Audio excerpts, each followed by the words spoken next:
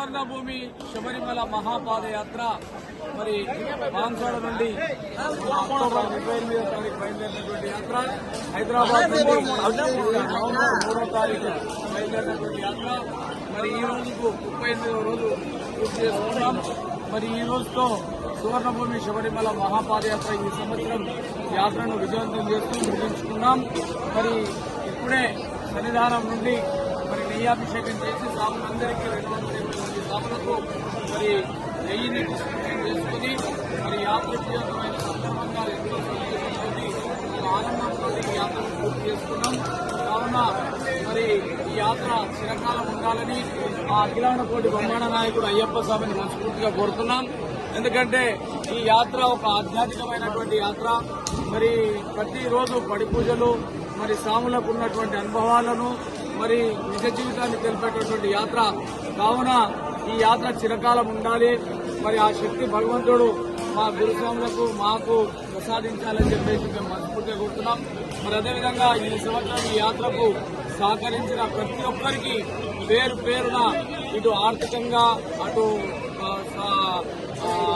సామాగ్రి పరంగా, పూజా ద్రవ్యాలు, మరి అదేవిధంగా వస్తు రూపకంగా, మరి అదేవిధంగా దాతలు, భిక్షాదాతలుగా, అల్పార దాతలుగా మరి ఆర్థిక సహాయం చేసిన ప్రతి ఒక్కరికి పేరు పేరున అయ్యప్ప స్వామి కరుణ కటాక్షాలు వారికి లభించాలని మరి మా బృందం 220 మంది ప్రతిరోజు వారి యోగక్షేమాలు కోరుతూ వారికి మేము అయ్యప్ప స్వామి అనుగ్రహం ప్రసాదించాలని చెప్పేసి కోరుకున్నాం. మరి అందులో భాగంగా ఈ రోజు కూడా అయ్యప్ప స్వామి ముందట మేము మనస్ఫూర్తిగా కోరుతున్నాం. మరి ఎవరైతే మాకు సహకరించారో వారందరికీ కూడా ఆయుర ఆరోగ్యాలు, అష్టైశ్వర్యాలు, పిల్ల పాపలతో ఆనందంగా ఉండాలని, అదేవిధంగా మాకు ఎవరైతే ముడుపులు కానుకలు చెల్లించారో వారు కూడా ఆయుర ఆరోగ్యంతో ఉండాలని, మరి ఎవరైతే కోరికలు ఉన్నాయో ఇప్పటి వరకు కోరికలు ఏవైతే కోరుకున్నారో అవన్నీ కూడా నెరవేరినాయి. మరి ఈ యాత్రలు నిజంగా చెప్పాలంటే మరి చాలా రోజుల నుంచి సంతానం లేనటువంటి వాళ్ళు కోరితే మరి ఎంబడే సంతానాలైనటువంటి ఈ సంవత్సరమే వాళ్ళు కోరుకొని వారు ప్రెగ్నెంట్ గా ఉన్న సందర్భంలో కోరుకున్నారు. మాకు చాలా రోజులు మిస్ అయినాయని మరి ఈ స్వాములందరూ కోరుకున్న వెంటనే మరి సంతానం కూడా కలిగి అయ్యప్ప స్వామి మరి వారి పూర్తిగా నమ్మకం కలిగే విధంగా జరిగింది. ఇలాంటి చాలా సంఘటనలు జరిగినాయి. ఎంతో మంది ఉద్యోగ పరంగా, మరి అదేవిధంగా వారికి ఉన్న ఇబ్బందుల పరంగా కోరుకుంటే వాళ్ళు ఫోన్ చేసి చెప్పడం జరిగింది. మాకు చాలా బాగైంది కూర్చున్నామని అని చెప్పారు. మాకు చాలా సంతోషం. ఎందుకంటే 220 మంది స్వాములు పాదయాత్ర చేస్తూ మరి ఇతరుల యోగక్షేమాల కొరకు ప్రార్థన చేయడం. మరి ఈ యాత్రలో ఒకటే ఉంది. కావున ఈ యాత్ర చిరకాలం నిలబడాలి. ఈ యాత్ర పరిపూర్ణంగా కావాలి. మరి వచ్చే సంవత్సరం కూడా మా స్వాములను, మా గురుస్వాములను, మరి సేవ చేసిన స్వాములను ప్రతి ఒక్కరిని కోరుతున్నా.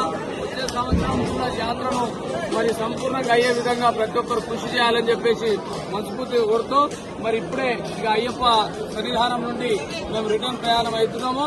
మరి స్వాములందరికీ కూడా ఆయుర ఆరోగ్యాలు ప్రసాదించాలని, అష్టైశ్వర్యం ప్రసాదించాలని ఎంతో కష్టపడ్డ స్వాములు మరి 41 రోజు వాళ్ళు త్యాగం చేసి వచ్చారు.